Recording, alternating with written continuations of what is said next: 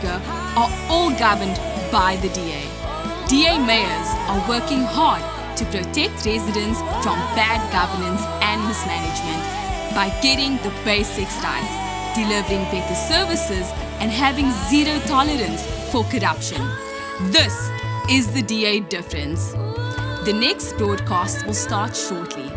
Follow us on social media for the latest in news and politics in South Africa.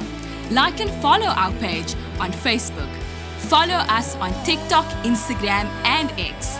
Subscribe to our YouTube channel and hit that notification bell so that you don't miss out on anything. Be part of the conversation. Tell us what you think in the comment section.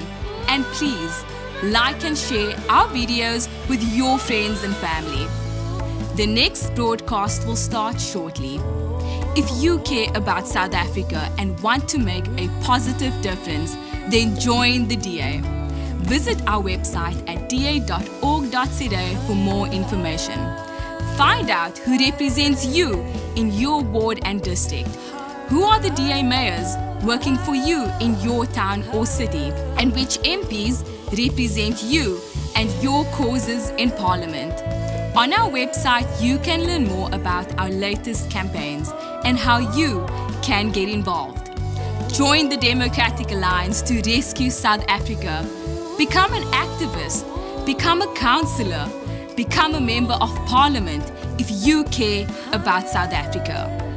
Please visit donate.da.org.za. Donate to a cause you believe in. Donate to make a difference. Welcome to a broadcast of the Democratic Alliance. Did you know the Democratic Alliance is the stable anchor of the Government of National Unity? DA ministers and DA deputy ministers are getting things done with a special focus on job creation and economic growth, driving down the cost of living and placing the needs of the people first. Join the mission to rescue South Africa. The next broadcast will start shortly. Did you know the best run municipalities in South Africa are all governed by the DA? DA mayors are working hard to protect residents from bad governance and mismanagement by getting the basics right, delivering better services and having zero tolerance for corruption. This is the DA difference. The next broadcast will start shortly. Follow us on social media for the latest in news and politics in South Africa. Like and follow our page on Facebook. Follow us on TikTok, Instagram and X. Subscribe to our YouTube channel and hit that notification bell so that you don't miss out on anything. Be part of the conversation. Tell us what you think in the comment section. And please, like and share our videos with your friends and family. The next broadcast will start shortly. If you care about South Africa and want to make a positive difference, then join the DA. Visit our website at da.org.za for more information. Find out who represents you in your ward and district. Who are the DA mayors working for you in your town or city, and which MPs represent you and your causes in Parliament. On our website, you can learn more about our latest campaigns and how you can get involved. Join the Democratic Alliance to rescue South Africa. Become an activist, become a councillor, become a member of Parliament if you care about South Africa. Please visit donate.da.org.za. Donate to a cause you believe in. Donate to make a difference. Let's rescue South Africa. Join the DA, because the DA gets things done.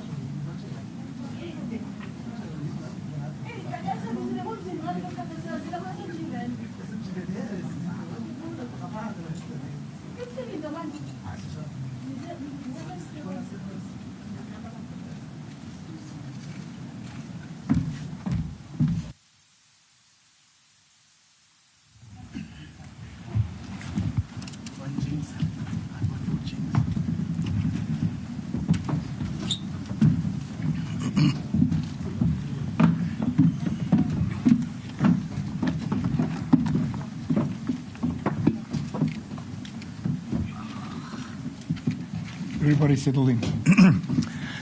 Good morning, everybody. Thank you for all the media. We've got a full house here. You are more than welcome to be here today.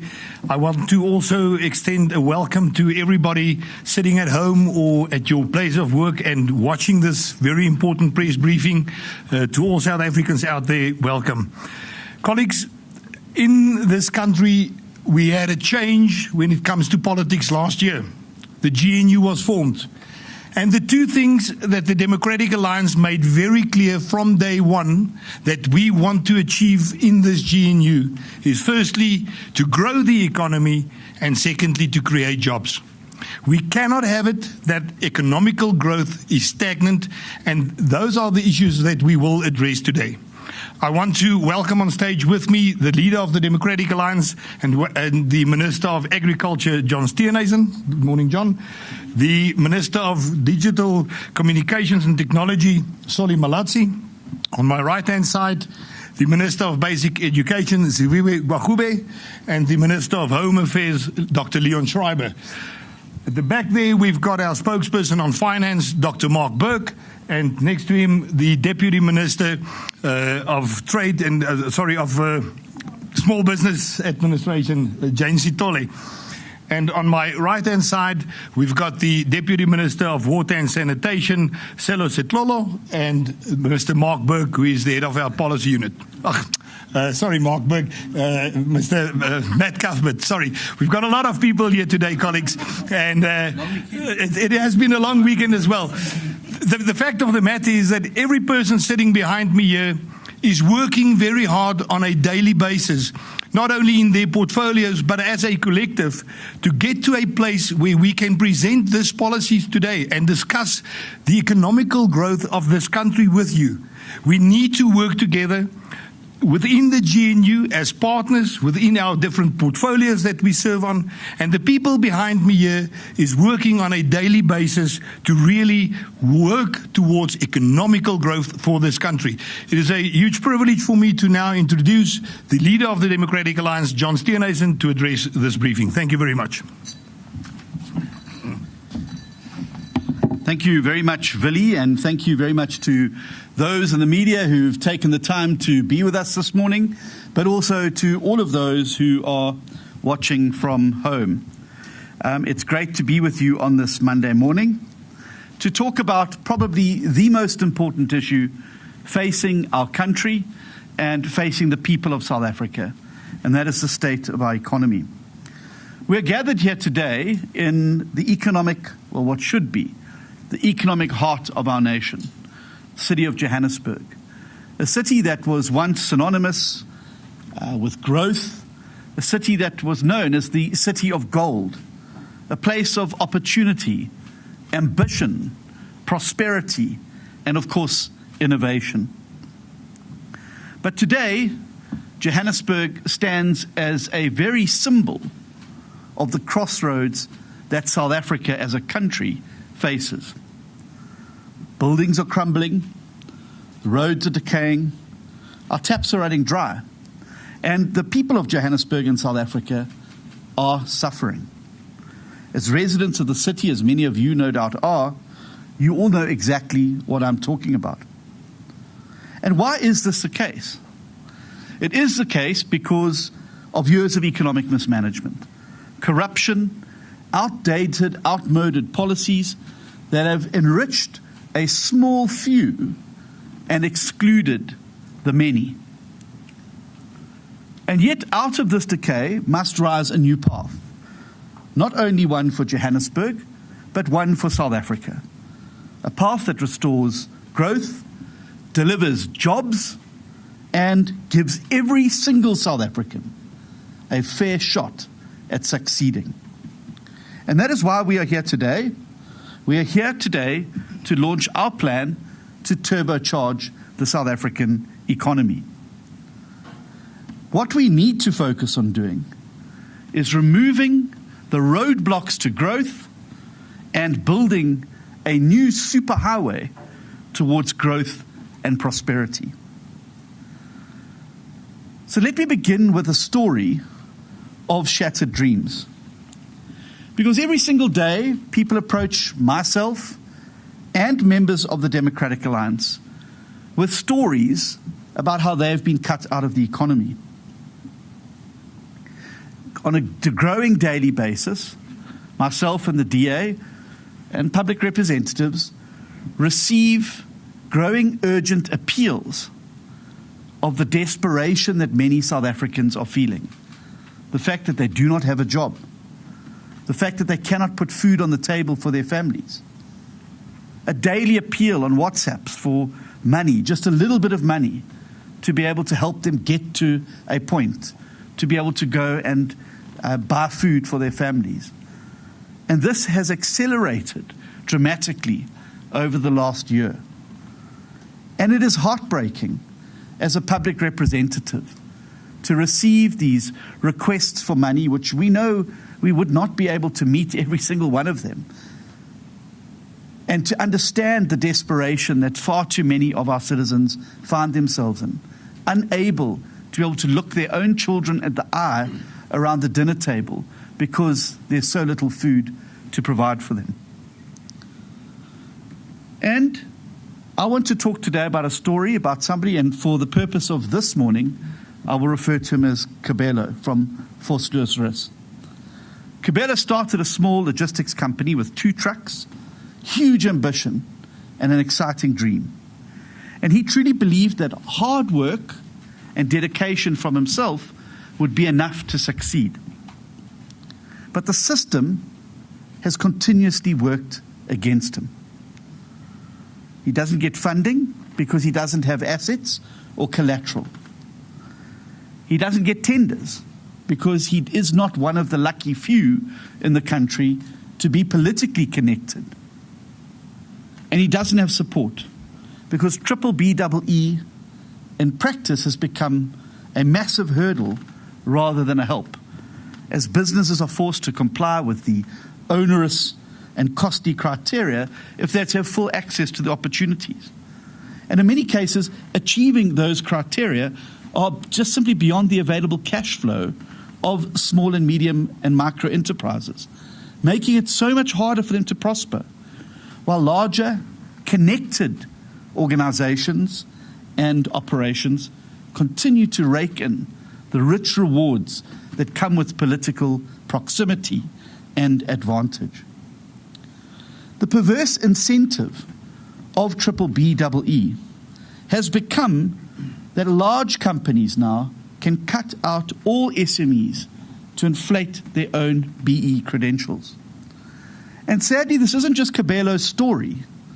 It is increasingly the story of millions of South Africans who are locked out of a system that rewards the connected and punishes the rest of us. Because here is the hard truth. South Africa's economy is in the ICU. Over the last 15 years, our GDP per capita has shrunk by 10%. Unemployment has climbed from 22% to nearly 33%. And you add discouraged job seekers into that mix, and it's well over the 43% mark. And while this country is bleeding, and while our people are suffering, the government wants to now spend hundreds of millions of rands on a national dialogue, a talk shop with no action, no reform, no plan, and now, by the looks of things, even more dwindling support, with the announcements of further major foundations withdrawing from it. As you know, the Democratic Alliance announced our withdrawal from the national dialogue weeks ago. It is an illegitimate initiative that frankly now lacks all credibility.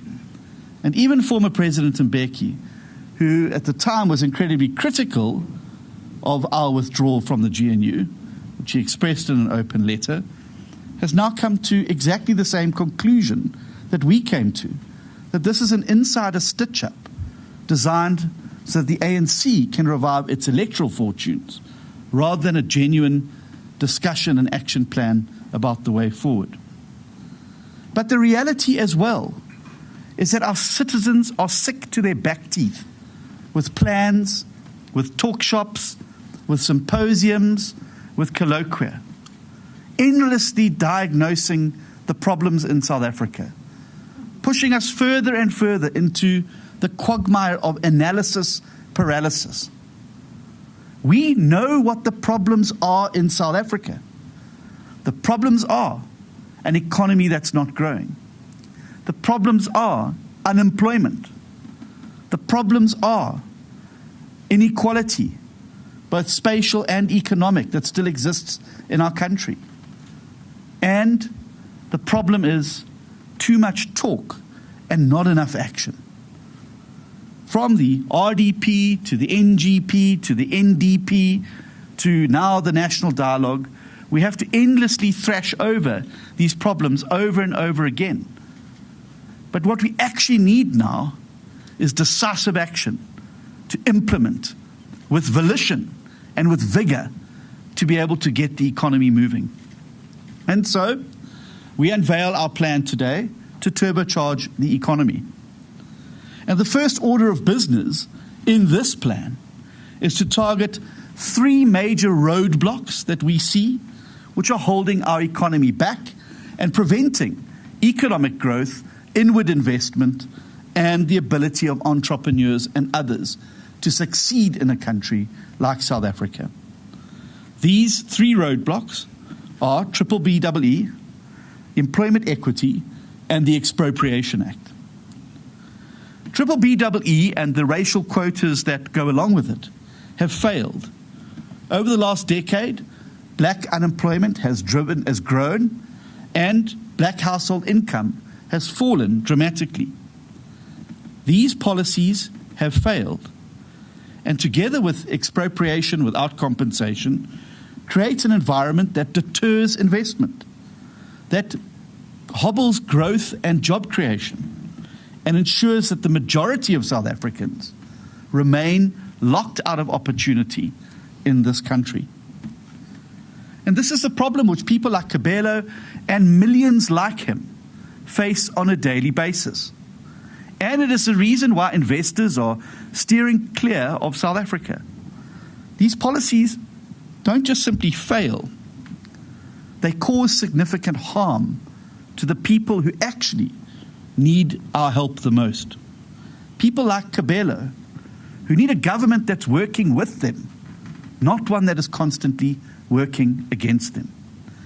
And so, it is essential now that these policies go. As South Africa stands at this important national crossroads and a time for action to be able to move forward in the right direction, it is essential that they do. Let me be very clear.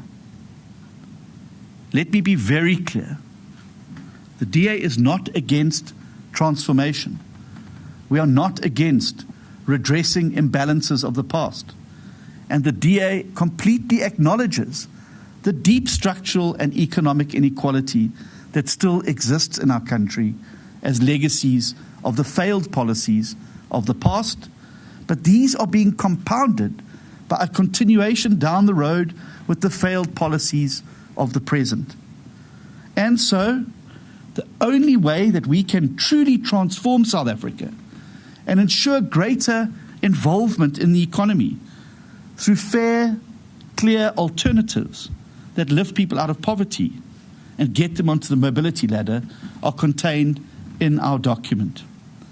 We need to free up our economy so that those entrepreneurs are able to get on with the business of growing their business. And we understand that when their businesses grow, millions of jobs will be created along with them.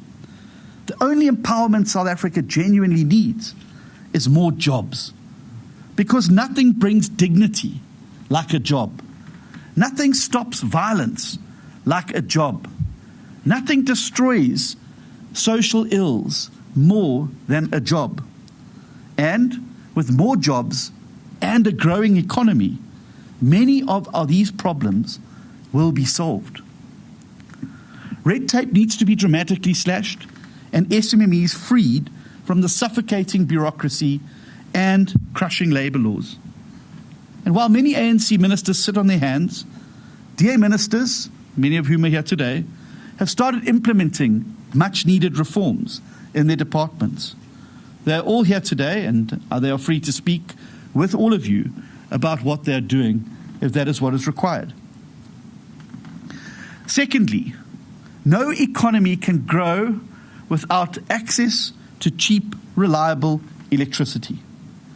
And we need to fix this energy crisis in South Africa once and for all by breaking Eskom's monopoly of electricity generation, by creating a truly competitive energy market. We need to introduce rapidly competition into generation and distribution. And we need to make sure that at a municipal level, we are ring-fencing electricity revenue that municipalities are bringing in to reinvest in crumbling infrastructure. For far too long, many local governments have used electricity revenue to subsidize, to fill the leaks in other parts of the creaking municipal structure, instead of actually reinvesting it into these networks. And that is why, despite the fact that companies and people pay their bills on time, are up to date with their municipal accounts, but still sit in darkness because municipalities are not investing in infrastructure and in other instances are not paying their bill to Eskom. We don't need bailouts. We don't need blackouts in South Africa. The third thing is to repair and modernize rail, ports, and digital infrastructure. The reality is, as we sit here today, our ports are ranked amongst the worst in the world. Far behind peer countries in Africa, far behind peer countries in other emerging economies, and far, far behind some of the more developed ports in the world. And that is why we cannot emphasize enough how important it is that we move with speed to concession, freight rail, and port terminals, and end Transnet's stranglehold. We've seen already this morning concerns being expressed about Transnet's ability to be able to continue doing what it's doing. Lack of confidence in its financial situation. The reality is, and we've seen it very clearly during the course of the budget debates in Parliament, that government doesn't have the money required to inject as infrastructure into our ports and into our rail networks. The only way we're going to get them up and running, fit for purpose, and fueling a growing economy is through private-public partnerships, is through concessioning. And this is not something that hasn't been tried before. This is not uncharted territory that we would be moving into. Our peer countries on the continent have done it very successfully. And that is why our ports are being bypassed and ports in other neighboring countries are being favored by shipping lines. The fourth thing we need to do is to ensure that we reform public spending with a bias towards growth. Bailouts to state-owned entities have cost 310 billion rand, and enough is enough. Government now needs to stabilize debt, cut waste, and root out ghost employees. Public money must be used to build infrastructure, provide frontline services, but should never be used to bankroll incompetence and indifference by many of these SOEs. The fifth reform of the sixth is one that is close to, I'm sure, everybody's feelings, and that is fixing local government. Coalition chaos, corruption, and collapsed service delivery cannot continue. And we're championing a new law to stabilize local councils. This bill will set minimum thresholds for political parties to get a seat in council. Government needs to ensure that they protect and reinvest revenue from services directly into infrastructure while welcoming private sector participation in struggling municipalities. It was very interesting for me this year, having attended the NAMPO conference for my 8th year, to gauge exactly the issues that are on the minds of particularly people who are active in the agriculture sector. And for the last 7 years, crime has been the top of the list. This year, it was infrastructure, the state of roads, the lack of electricity, which affects cold storage rooms and cold storage pack houses, roads that are so visibly potholed and damaged that you cannot move goods and services on them without significant damage to vehicles. Dairy companies that will no longer travel those roads to go and fetch the milk being produced, often, in KwaZulu-Natal's case, by young black farmers, to be able to assist them. It was heartbreaking to be at an event recently where a group of young black female farmers have done a concession and are working together to pool their milk, only to have their dreams, the carpet of their dreams, pulled out from underneath them because the dairy company refuses to traverse the terrible roads to be able to go and collect the milk so that they can earn revenues from it. Where do they take their milk? What do they do? Another set of dreams from the very people who are standing up and saying, we want to play a role in the economy. We want to be entrepreneurs. We've been cut out before, but we are active in this economy. And yet the system continues to push them down even further. And finally, the sixth pillar is to restore the rule of law. It's now urgent that government creates a new anti-corruption commission, a Scorpions 2.0 to fight corruption. It is a shame, a national shame, that years on now, from a Zondo commission that cost South Africans almost R1 billion, that we're yet to see a single high-profile conviction of any of those architects, enablers, and actors in state capture. How can that be that national travesty has allowed to go on unpunished? How can it be that politicians whose names appear in that Zondo commission remain in key positions in government, in the civil service, and in some instances around the cabinet table? What does that say about accountability and transparency? What message does that send to all would-be perpetrators of corruption and new versions of state capture? That after a commission, you'll simply walk away scot-free. What does it say to the whistleblowers who had the courage to stand up and speak out, to sit in that commission day after day and give evidence against those perpetrators at great cost to themselves and in some instances at the greatest cost? And yet those people who were named, those people who were identified, those people against whom evidence was led, remain today scot-free.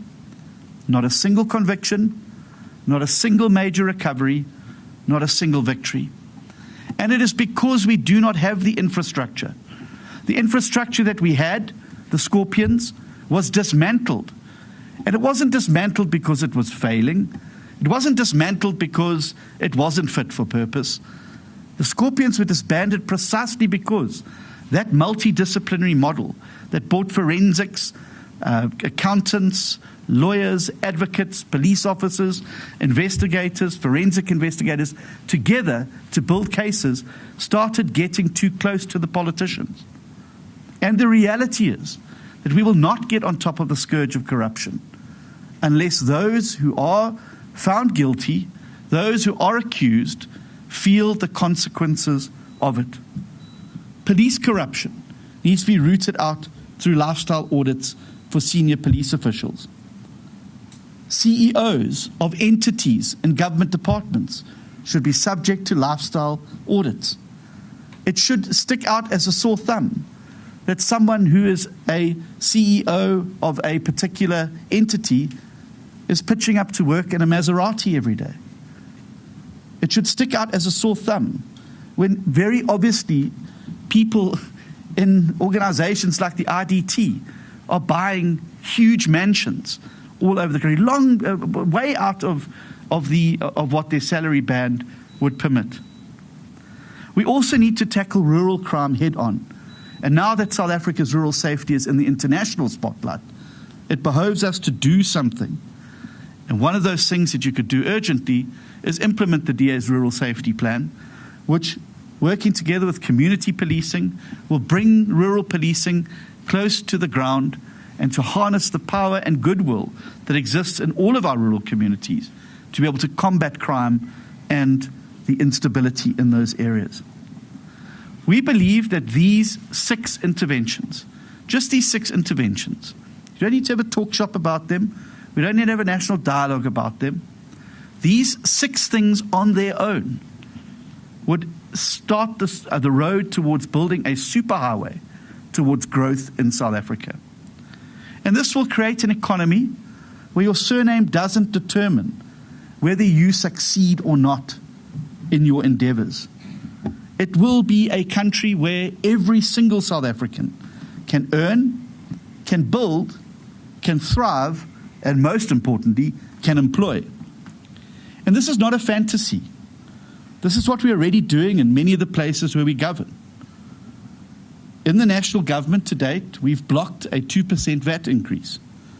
We've reformed visa rules to attract tourism. We've opened new markets for agricultural exports. We've accelerated infrastructure investment. We've boosted safety in schools across South Africa.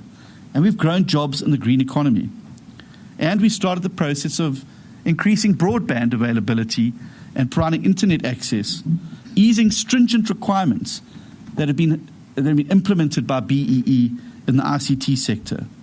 And we're just getting started, but there's so much more that needs to be done. But this plan needs to become more than a promise. It needs to become a fight.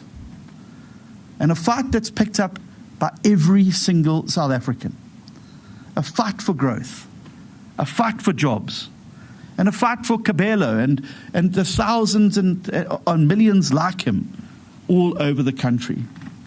And that is why we don't need a national dialogue to determine what the things we need to do are. We have plans. We've got the medium-term development plan. And many of these initiatives will supplement what's already in the medium-term development plan. And that is why we'll be taking this document into any and all discussion on the economy within Cabinet. We'll be taking this document into every and all discussion on the economy in Cabinet subcommittees. And we'll be taking it to Parliament and to the legislatures and to the municipalities around the country. Because it is now time to implement. We have spoken for far too long about what is wrong. We now need to start doing what is right. And there can be no better time for South Africa as we stand at this crossroads to shrug off the shackles of the past and to unlock once and for always the true potential that exists inside South Africa, inside each and every South African, regardless of their skin color, and unlock that potential in the service of our nation. And so, if you are one of the millions of South Africans sitting at home, black South Africans, who are asking themselves the question, what has BEE ever done for me? We've created 100 trillionaires. But what has it actually done for the Cabelas of the world? What has it done for you and your family? Why do too many of our citizens still languish in poverty, locked out of opportunity? And I ask you, do you want clean water in your taps? Do you want a government that spends money on you, not on politicians? Do you want electricity that you can rely on? Do you want your children to have an opportunity to have a job, and if they don't want to work for somebody, to have the freedom to take flight as young entrepreneurs with the nurturing and support from a government that's working with them? Then I say to you today that this is your plan. Take control of it. Take hands with us and join us in this fight, because the time for dialogue is over. It is now time for delivery. It is now time for action. And it is now time for the majority of South Africans to really start to taste the fruits of freedom in South Africa. A freedom that can only come through the dignity of a job in a growing economy, in communities where you feel safe, in communities where you have access to services, and in a country with a government that gets up every day working for you, not against you. That is our dream. for each and every South African, wherever you may be, no matter how hopeless you may feel.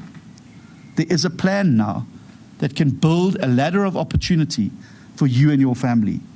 We need you now to join us as we take this fight to the highest levels of government, to the municipalities, to the legislatures, and to those decision-making fora, and share this plan and get to work delivering it. The time for talk is over. It's now time for delivery. It is now time for action. Thank you very much. Thank you very much, John. When listening to you, it's clear to me that the implementation of what you've just said is what we need in this country to truly transform. Not only transformation for the politically connected few, but for millions of South Africans out there. Millions of South Africans who has not experienced what transformation is. And it is our responsibility. Colleagues from the media, we will now have a question session. I'm going to take 3 questions at a time. When you are recognized, please give your name, the news agency that you represent, as well as to whom you are addressing your question. I will also, throughout the procedure, bring in some of our deputy ministers and ministers as well to assist in answering those questions. Can I have the hands?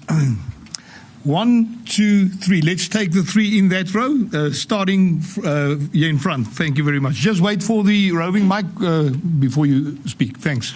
Samkele Masego from the SABC. Mr. Steenhuisen, just 2 questions from our side. 1, the expansion of the GNU as announced by your partner in the Government of National Unity, the African National Congress. What's your view on that particular posture of the NEC taking that view to expand the Government of National Unity? Secondly, on the issues pertaining to IDT, what has been the brief that you have been given by the Minister of Public Works and Infrastructure within the country, Mr. Dean McPherson, on the allegations around the IDT CEO and the revelations of the Colin Mashawana Foundation allegedly using funds of EPWP to make deposits into some of the properties of the IDT CEO. Then lastly, on the issues of the economy, are you evidently saying that South Africans should be job seekers as opposed to job creators? When you use the phrase that nothing brings dignity as in a job, why don't you look at a multi-pronged approach, like also stimulating small enterprises, SMMEs within the country? How will that go about in inculcating a culture of job creation as opposed to a culture of job seekers within the country? Thank you. Thank you. Junior Kumalo from Newsroom Africa. As the Democratic Alliance, you have been in partnership with the ANC and the other parties in the GNU for the past year now. How has it been like trying to implement some of these policies that you speak about? Because this is not the first time the DA has spoke about scrapping BBBEE and the expropriation bill. We've seen the opposition from the ANC. And what do you think is going to be different this time around? Because you're saying that you're taking this document to cabinet, to parliament. And also, when it comes to one of the ministers in the GNU, Gayton Mackenzie, I just wanted to get your thoughts, especially Mr. Steenhuisen, the allegations that have come up against him when it comes to the racial statements that he has said on his social media platform. As the Democratic Alliance, what's your stance on that? Thank you. Thank you very much, Junior. My name is Yamtanda Kapa from News24 Morning, Mr. Steenhuisen and other ministers on the stage. I just have a few questions. Leaning on to Samkele's questions about the expansion of the GNU, has your main partner in the GNU discussed the decision to expand or make the circle bigger, and to what extent, as per the statement of intent? And then you spoke quite strongly around commissions and the fact that the Zondo Commission hasn't borne any real fruit. Is it your view that the upcoming Judicial Commission of Inquiry into allegations brought forward by Lieutenant General Mkhwanazi will not yield any fruit as well? And then in terms of with the national dialogue, with the other foundations leaving, do you feel vindicated with your earlier decision to walk out? With regards to BBE, Employment Equity and Expropriation Act, last week, Fikile Mbalula of the ANC said, these are some of the policies that are the essence of the ANC. Behind closed doors and in meetings with your counterpart in the ANC, the president of the ANC, have you guys discussed sort of meeting each other halfway when it comes to BEE, expropriation, and employment equity? Thank you so much. Thank you very much. It seems to me that all three of these questions, John, are addressed to you. So over to you, John. Thanks.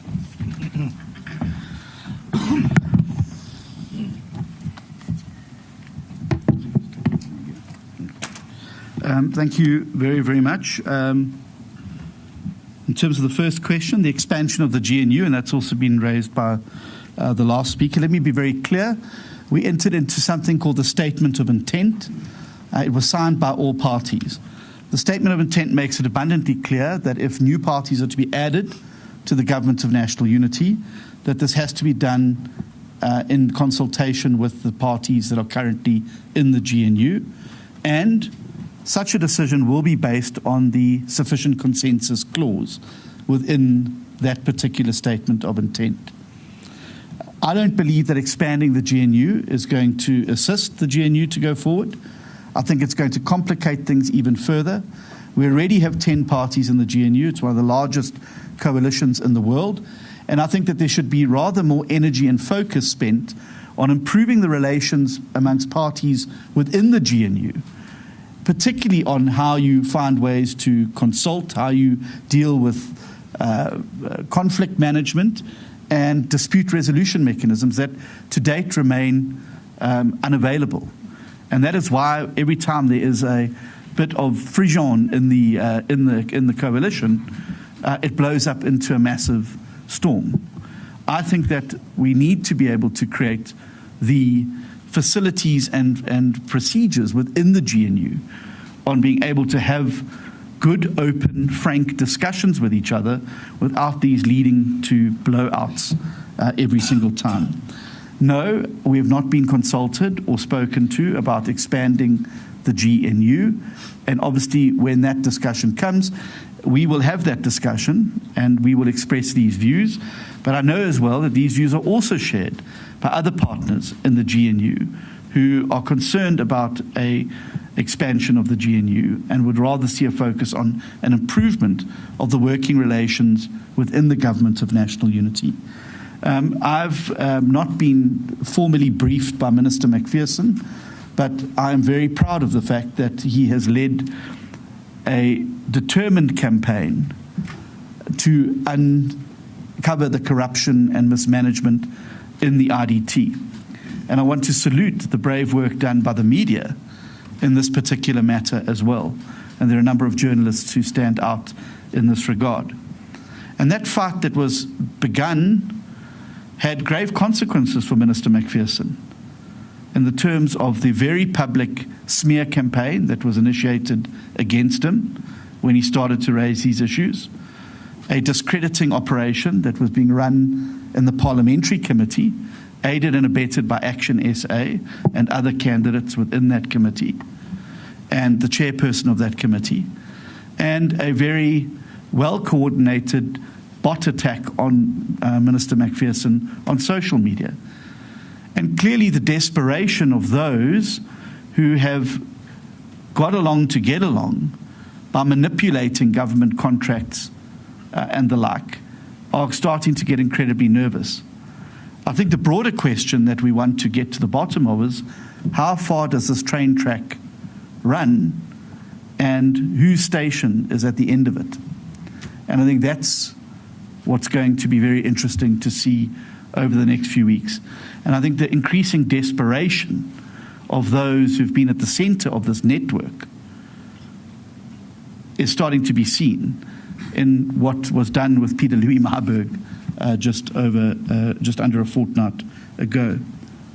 But I would make this point, that it is precisely this legislation that we're trying to remove and as an obstacle that is the fruit of these policies. Because when you have these insider-outsider networks that are created under the guise of transformation, under the guise of black economic empowerment, these are fig leaves for corruption, maladministration, and the like. And that the scenes we've seen unfolding in the IDT and many other places have been the fruit of these particular policies. And if you move towards policies that are open, transparent, accountable, where most responsive tenders get the job, I think that we'd start to see a limiting of these types of insider-outsider connections, these political crony networks of mutually reinforcing benefits. You give me these contracts, I will give you a house. You give me these contracts, I will make sure that you are taken care of. And who suffers at the end of the day in all this? It's ordinary South Africans. It's ordinary black, white, Indian and coloured South Africans that remain locked out of these opportunities because they're not part of these networks. They don't have the 60,000 Rand to slip into a Christian Dior bag to hand over to somebody in order to sweeten a deal. And those are the people who are being worked over in this insider-outsider system. The document focuses on entrepreneurship, and I think I mentioned entrepreneurship quite specifically, and Cabela is a good example of a young entrepreneur who wanted to start a transport business in Vosloorus Rus, who's been actively pushed away from opportunity because of that. We need to unleash entrepreneurs because they're the ones that create jobs in an economy. It's businesses that create jobs. And the more of those businesses and business owners and business entrepreneurs we create, the more jobs that they will create for others. Not everybody wants to work for somebody else. Many South Africans want to start their own businesses, and yet they are constrained by precisely the roadblocks that we identify in this document. We want to get rid of those roadblocks and put those people onto the superhighway to prosperity and growth going forward. Junior, it has been quite frustrating to be in this arrangement in this year because it cannot be right that one party to a coalition, without its own majority, comes down from the mount with tablets written in stone and says, these are going to be the policies of this government. A coalition government requires talking, discussion, and give and take on these things. And I think it was very clear from last week's press conference held by the governing party that they regard their policies as the be-all and end-all of a coalition government. And that cannot be right. No party, including my own, has a monopoly on good ideas. And what we should be doing is harnessing the good ideas and the plans and inputs of all members of the GNU to be able to craft an economic, a foreign relations strategy, a domestic security strategy to be able to really move the country forward. It cannot be that you're in a coalition with a party that doesn't have a majority and they come and say it's this way or it's no way. That's not how coalitions work. And we will be using this document to go boldly into those discussions to say that we are not here to be, to implement the NDR. That's not what the Democratic Alliance is in government to do. We're here to grow the economy and create jobs. And it's precisely many of the aspects of the NDR that are holding us back from being able to achieve it. And so these are some of the issues we've put on the table today. I think as well that the tide has shifted in South Africa. I read with great interest News24's poll that they commissioned on BBBEE in the country. 2/3 of South Africans of all races believe that contracts should be awarded to the people who are able to get the job done regardless of the colour of the owner of the business. They want value for money. And less than half of South Africans want to see BEE continue in its current form. The majority of South Africans, black, white, Indian and coloured, have realised that this insider-outsider stitch-up that was hatched after the 94 elections between the ANC and big business has systematically excluded them from opportunity, is the reason why many of them are unable to get ahead. And for goodness sake, we've had 30 years now of the last 10 to 15 years particularly, of stagnant economic growth, of rising unemployment. Surely it's time to do something different. They say the height of insanity is doing the same thing over and over again, expecting a different result. Or like somebody sitting in front of a plug socket saying, well, maybe if I put my finger in the bottom one instead of the top one, I won't get shocked this time, and continuing to do it. We've got to do something different. And we've got to do it urgently and with volition, because I'm not sure how long the social fabric in our country will hold, as far too many of our citizens are excluded from opportunity and who are relegated to being mere spectators in our economy while we create a small elite. And I did some figures earlier. William Gumede recently said that R1 trillion of triple BEE was spread across 100 people. Now, I'm a matriculant, and so even I could get the maths right with this one. This could have provided business development grants of 50,000 rand to 20 million South Africans. Imagine a 50,000 rand startup seed capital to a small entrepreneur to be able to get moving. Instead, we've created 100 exceptionally wealthy individuals who, surprise, surprise, happen to be connected to the political elite in South Africa. I've answered the question already around the GNU expansion. I would say this about commissions. Commissions are only as good as their outcomes, and that is the reality. And sadly, our track record on this is very poor. The Sariti Commission of Inquiry, no one was held accountable. We've seen now the State Capture Commission inquiry. Nobody's been held accountable. No senior politician is sitting behind bars. No massive civil recovery has happened on any significantly connected individual. It's as if it's just going to fade into the distance. And so I hope that the current Commission of Inquiry into police management will resolve in something. But the reality is, and it's the kind of same point I'm making about the national dialogue, is that it's no use having these recommendations if we don't get on and implement them. There's a clothing company, there's a famous slogan that says, just do it. And I think we need to do that in South Africa.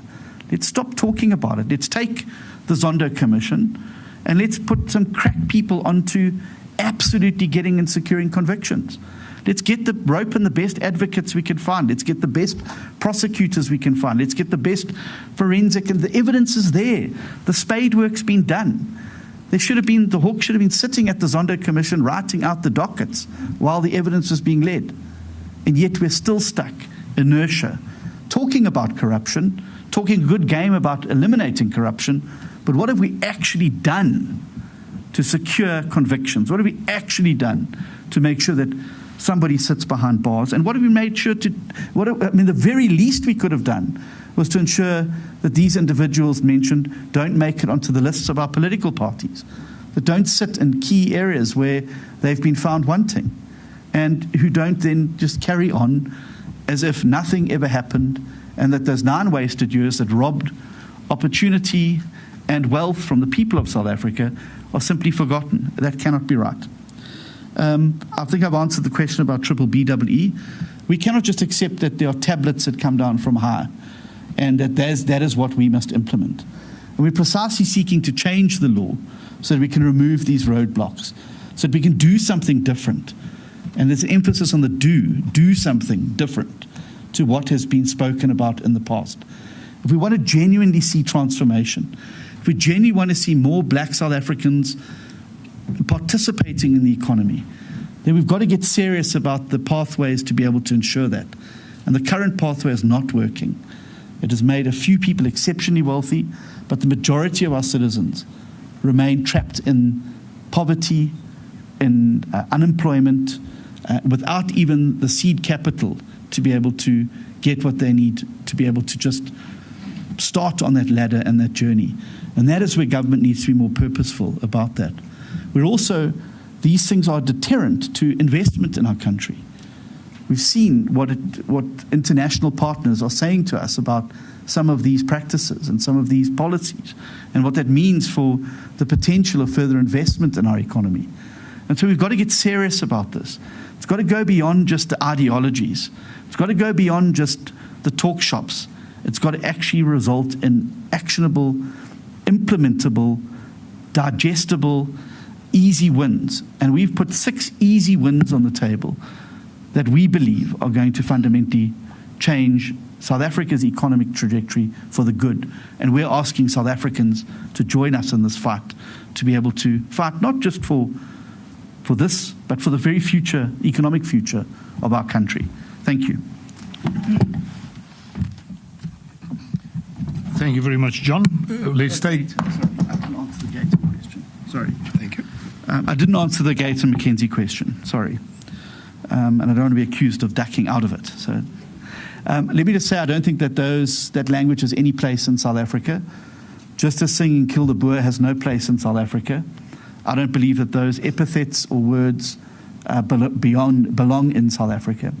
I think that there's an extra duty of care on leaders in society to be careful about what they say and how they say it, and to ensure that we don't divide people and that we don't use these racial epithets. And I think that there needs to be consistency. We've had a number of instances in our party where individuals have said things that we felt were not correct, and we've taken action against them. They've been removed from public office, and we have dealt with them. And I think there needs to be consistency. It cannot be all right for one person to say something just because they have a certain skin color, but it's not right for another person to say something. We need to be consistent in this. And I think that these terms are hurtful, hateful, and have no place in a democratic discourse. We have enough opportunities in Parliament to have discussions about where we're going as a country and what we need to do. I don't think that we need to be using social media and using the type of offensive and hurtful words that are used. And there needs to be consistency. And when one party or persons are called out, that consistency needs to carry through across the board. Thank you. Thank you very much, John. Let's take the second round. I'm going to finish up this side of the room, and then we'll get to that side. We've got one here in front, there at the back, and here. Let's start here, please.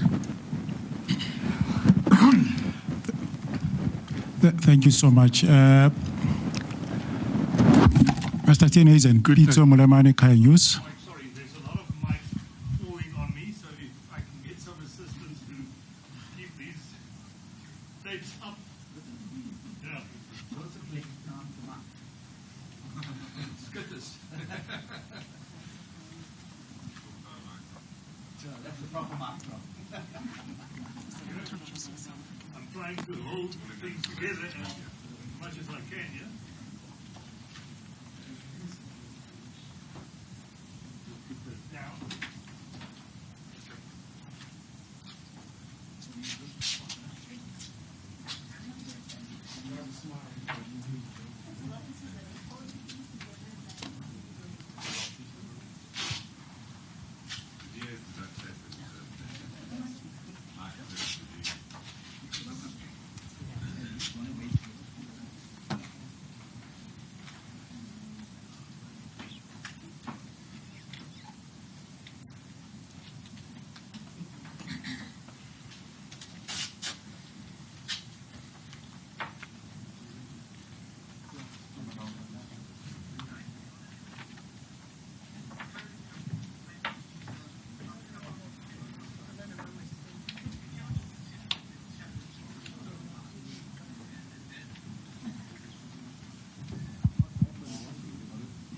They call this the wasteful oversight.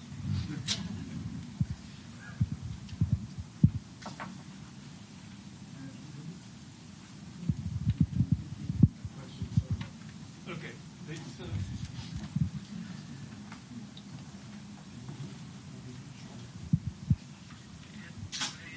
I think they're almost done. How does the pressure feel there, not only from outside but from the mics? Are we done? All right. Thank you very much for that, colleagues. Things like that happen. Sorry, just your name again and the media house that you represent. Thank you so much. Hi, John and the team there. My name is Pitso Molemane from Kaya News. John,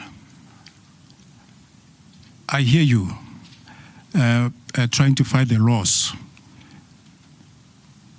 to make things easier to create jobs. This is nothing new. I don't see you are different from the ANC has been saying this for so many years. As an opposition, are there no actions that you can do while you're waiting to be in government without saying that we are not in government yet?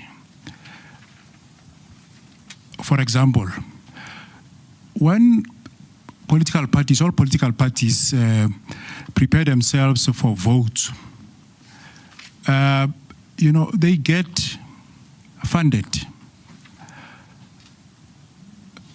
Can't you, as an opposition party, also get investors to invest in the plans of supporting small businesses, with the example of the 50,000 rand that you've just mentioned there, without waiting? Because, sweeping the reforms, regulatory reforms, it's going to take long, to be honest. People are hungry now. People want jobs tomorrow. They can't wait for any political party to fight. Keep on fighting, keep on fighting. Are there no other measures that can be introduced that the DA can come with in the interim? Thank you. Thank you very much. Here are the other two. They're at the back and then in the front. Hi, thank you. John Eligo at the New York Times. From Mr. Steenhuisen, some of the reforms that you all that you all are thinking about regarding the transformation stuff, how do you think that may affect the trade negotiations with the U.S. if you all do implement some of these reforms, and just the bilateral relationship more broadly with the U.S.? And can you give us an update? Because I understand you're obviously part of the negotiating group in your government role. Can you give us sort of your take on where you see the negotiations are at, and how quickly, if at all, you see South Africa coming to a deal? And just the last thing, I was just looking quickly through the handout that you all gave.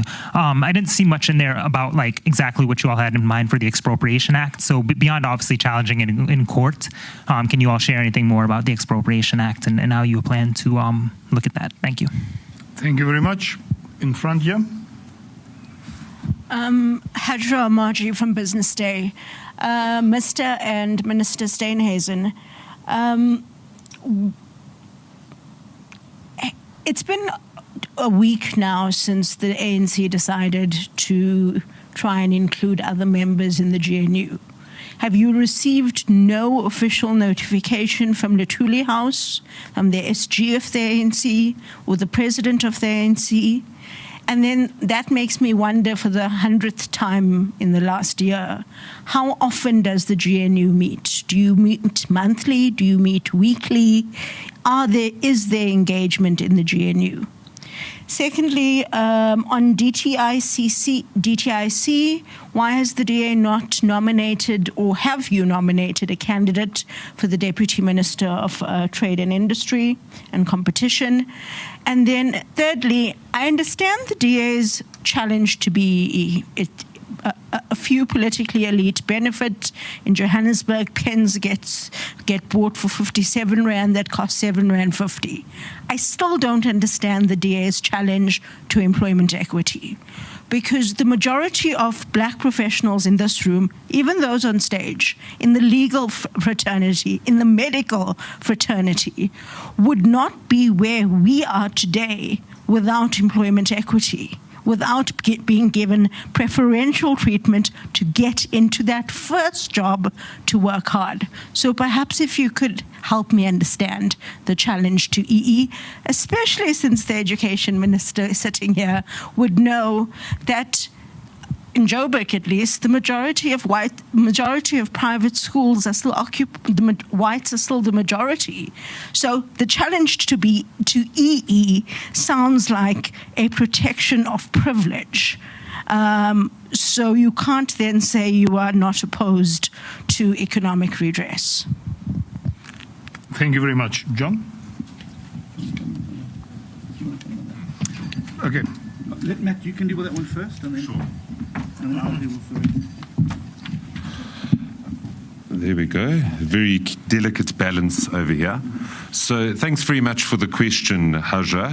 And I would contend the assertion which you just made about the fact that a number of the colleagues in this room are only here by virtue of the fact that strict racial quotas have been implemented. I would like to believe certainly my colleagues in the DA are here on their own backs and by virtue of their skills, talents, education, and their taking of opportunities that were presented to them.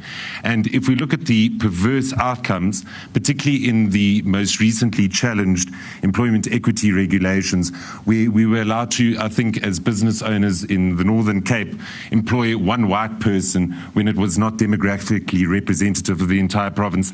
That shows you when social engineering goes too far and ultimately undermines the hiring of further employees, investment, and ultimately job creation.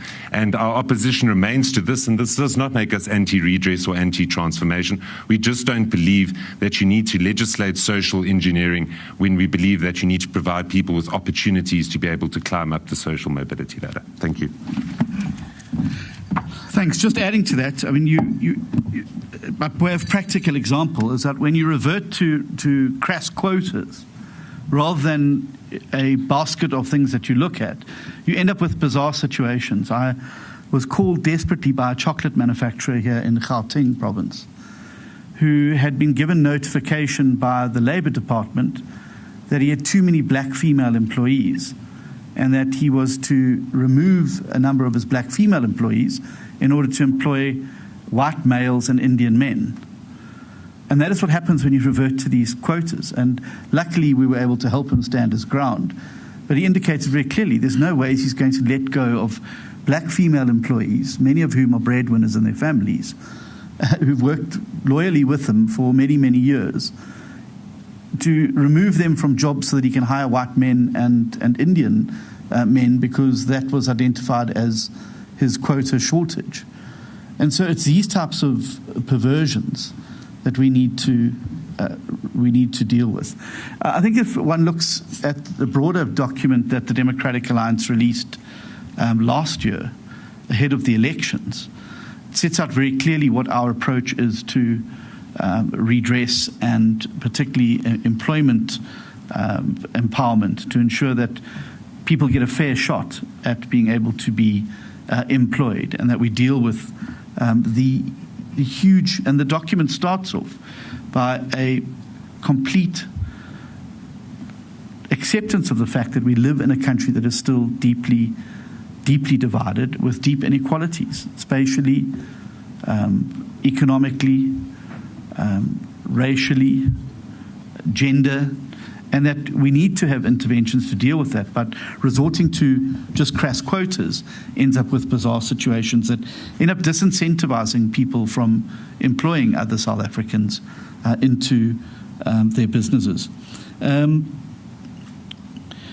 not in opposition, we're in government. And we're in government at a national level, and we're going to use our position as the second largest party in the coalition to drive for some of these reforms to be made. Where we are in government, many of these reforms are already well introduced. And that is why, for instance, in the Western Cape, unemployment is the lowest. We're doing a lot of these red tape removals. There's a unit in the provincial government called Red Tape to Red Carpet that looks at businesses being able to identify the red tape that's holding them back and getting it out of the way. In the city, the Mayor Hill Lewis has introduced a red button system where if any municipal employee or anyone engaging with the municipality is able to identify a piece of a bylaw or a practice that is red tape and holding back business from being able to succeed, that they're able to flag it immediately and that they can take action on those things. We're implementing learnerships. We're implementing small business involvement. Westgrow is actively involved in ensuring more smaller businesses are able to partner into value chains. And even in the ministries where we are currently in government, we are piloting many of these projects. I recently was involved in a project in northern KwaZulu-Natal that's incorporating small-scale chili producers and herb producers in rural KZN with companies like Unilever through public-private partnerships and investment by companies like Unilever in those local communities to ensure that they have the equipment, the dryers that they need to be able to then provide products into the value chain. And we will continue to do those wherever we are in government, and we will use our position in government now to make sure that these provisions, these 6 provisions, are championed in these governments of which we are a part. I think that the Expropriation Act has been flagged by a number of our international trading partners as an item of concern. I know it certainly came up in the SA USA engagements, it's come up in SA EU engagements, and it's come up with a number of other partners who've recognized some problems with it. I think that getting the legal clarity now is going to be important, and I'm confident that we will be able to succeed in that case, and that the bill itself should be sent back to Parliament. The 7th Parliament is a different Parliament to the 6th Parliament. The ANC no longer have a majority to just simply steamroller legislation through Parliament. And I believe that we can fix what is wrong with the expropriation bill and make sure that we have an expropriation bill that is in line with the Constitution of the Republic of South Africa. Every country around the world needs an expropriation bill. The problem with this bill is the uncertainty that is created, the lack of procedure, and the whole issue about zero compensation. And I think once we have that legal clarity from the case that we have instituted, that bill can then come back to Parliament, and we can use our position in Parliament to be able to ensure that we have an expropriation bill that gives true effect to Section 25 of the Constitution. I will be doing a press conference tomorrow in Pretoria with Minister Tau and Minister Lamola, where we will set out exactly where we are at with the tariff issues. I don't want to conflate party and state at this press conference, and I'll be available to answer any and all questions as it relates to tariffs, to the state of the negotiations with the United States of America, and the mitigation measures that Minister Tau is spearheading from DTRC to ensure that we can shield South Africa from some of the worst effects of some of these tariff issues. And I will look forward to engaging you all there in Pretoria tomorrow. Don't miss it. You are now formally invited.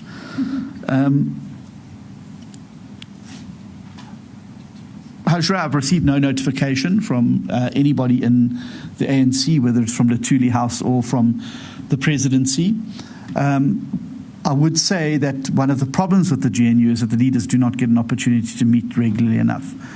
And every time there's a crisis, we're promised there's going to be a Bosbarat or some breakaway that's now urgent that has to take place. It's now been over a year. We're yet to have that. And I think it is one of the weaknesses in the current setup is that the leaders are not able to sit and engage each other on a more regular basis on some of the issues. Because I believe that many of the issues that we have could quite easily be ironed out through mature, honest, and frank discussions with each other.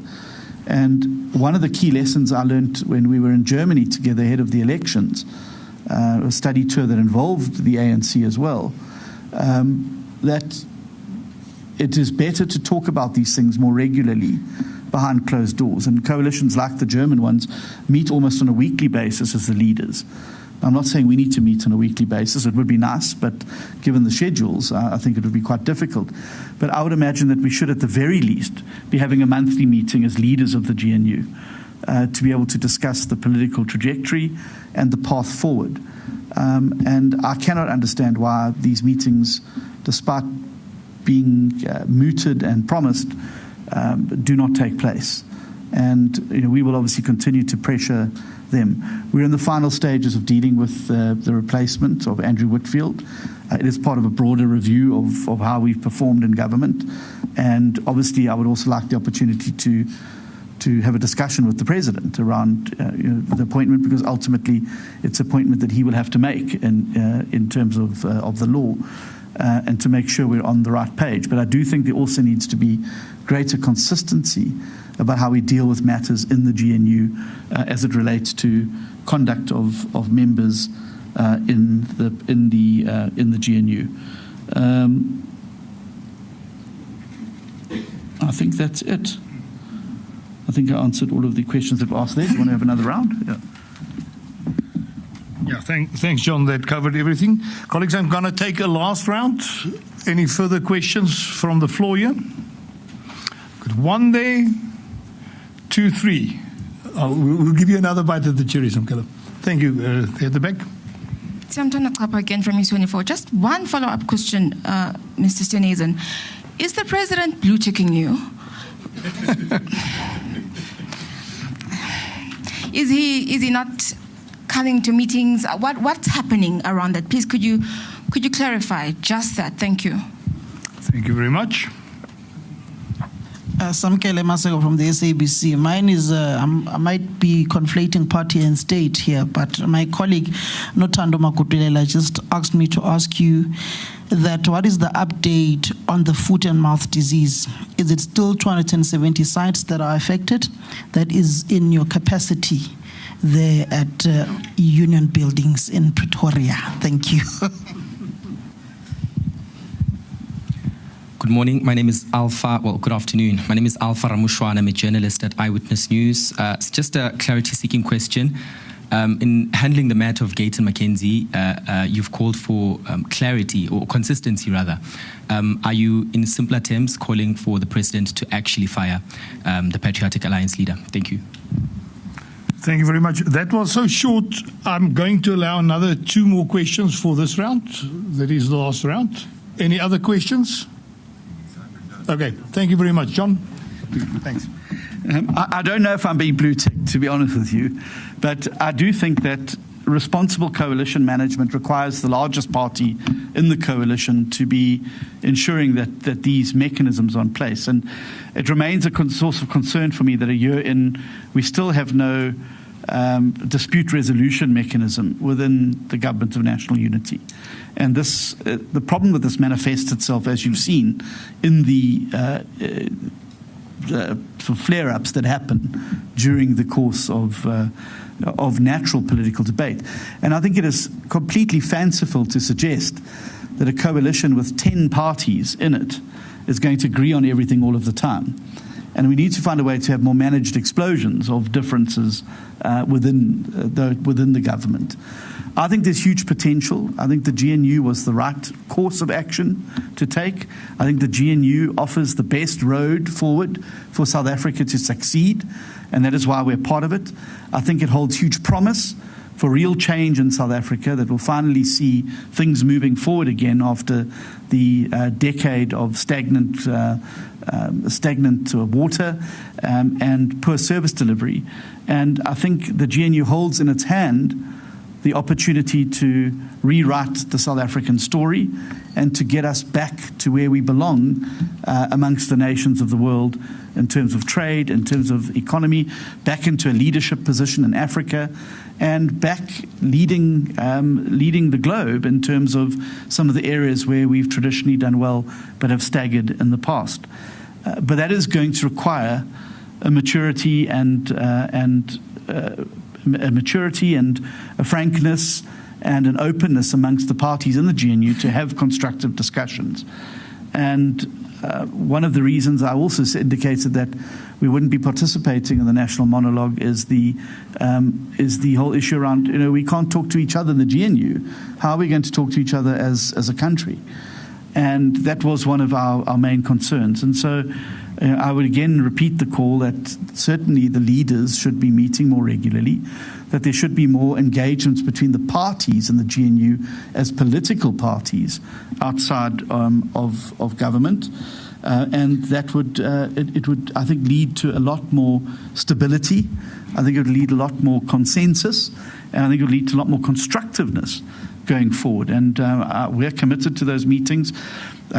We also are committed to the give and take that is required in a coalition. I'm fully accepting of the fact that my party doesn't have 51%. We're of 22% in the coalition. And we need to understand we're not going to get everything we want. But equally so, the ANC shouldn't be able to get everything it wants. And that there does need to be required to be some give and take. And we should all get some of what we want. And that should be reflected in the coalition policies on international relations, on the economy, on the jobs agenda in South Africa and on the structuring of government. And I think that would be very, very important. On Gayton, we've lodged a complaint with the Human Rights Commission. That complaint has been lodged. We are obviously calling for consistency. We had members of our party who were exposed for using those dreadful words, and rightly so, there was public outcry, and rightly so, there was pressure on us to do the right thing, and we've done that. And I simply hope that the pressure and consistency will be followed through there. I don't think it's up to the President to decide. It's not my job to tell him who to put or not to put in his cabinet that is not occupying a slot that belongs to the DA. But I would say that there does need to be consistency with how we handle these things in South Africa. You shouldn't be able to get away with saying something because you happen to be a minister, but an ordinary MP or somebody else says the same thing and is dealt with accordingly. So Mkelo, seeing it's the last question, I'll take off the hat, the blue hat, and put on the green one, and that's green for agriculture, not any other party, and say this. We have a problem with foot and mouth disease in South Africa, and the strategy that we've used for the last 5 to 8 years has not worked, and it is causing significant economic harm for us. It's limiting our ability to export to key markets, and it is also holding back young and emerging and established black farmers from being able to really take part in a value chain that I think can transform our rural areas into real economic hubs.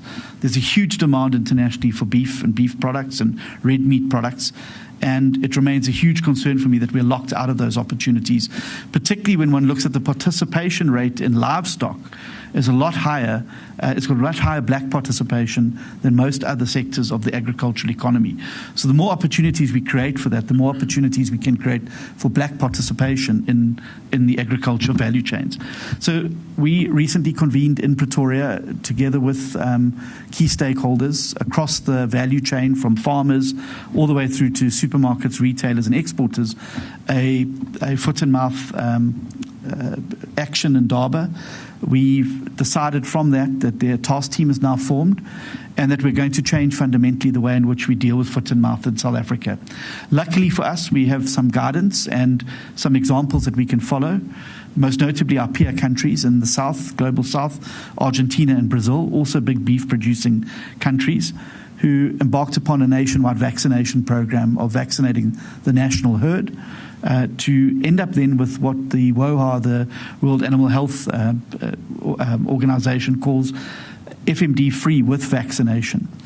That will then allow us to contain FMD again in the red zones and to put in place surveillance and monitoring, which will then in a few years after that allow us to move to FMD-free without vaccination. Brazil embarked upon an 8-year journey towards that. They've now, in May this year, achieve the status of FMD-free without vaccination, and that's where we want to end up eventually. Obviously, it requires consultation in the sector because there are implications of vaccine. For instance, it affects the fifth quarter, which is obviously very important for South African food security. A lot of our poorer households rely on the fifth quarter to provide food for them and their families. And under the current rules, if you have an FMD situation, you have to abandon the fifth quarter. So there's implications there, although there is some new research that's emerged which demonstrates that you can safely treat the fifth quarter. And we're busy using the ARC now to help guide us in that particular respect. But what we are going to have to do is embark upon a massive vaccination program, which means in the short term we're going to have to use BVI, Botswana Vaccine Institute. We have to import more vaccines there, and we're going to have a consistent river of vaccines coming in from Botswana. But ultimately the goal that in a year or two we'll be producing our own here in South Africa. The ARC is in the final stages of a vaccine that will deal with SAT1, 2 and 3 strains of foot and mouth disease, and we can then have our own vaccine to be able to do that.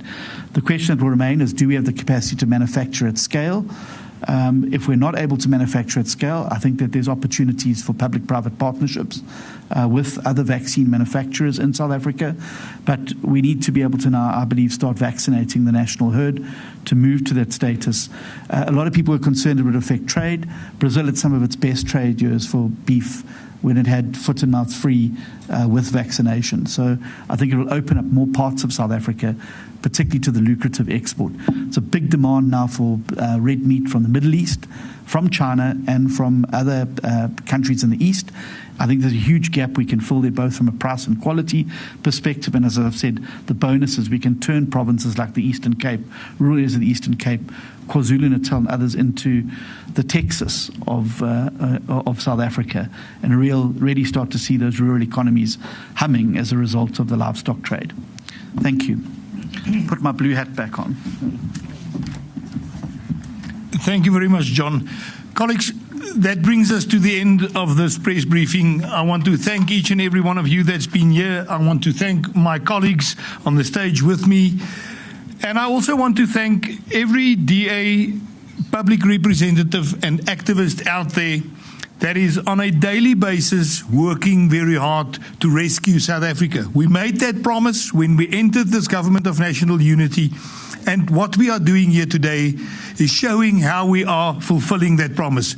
We will not let this fight go. We will not stop until South Africans are growing in the economy and jobs are created so that every person in this country, irrespective of your background, has got a future that we can enjoy together. Thank you very much for being here. Thank you to everybody at home that watched this press briefing. We will walk this road with you to economical recovery. Thank you very much.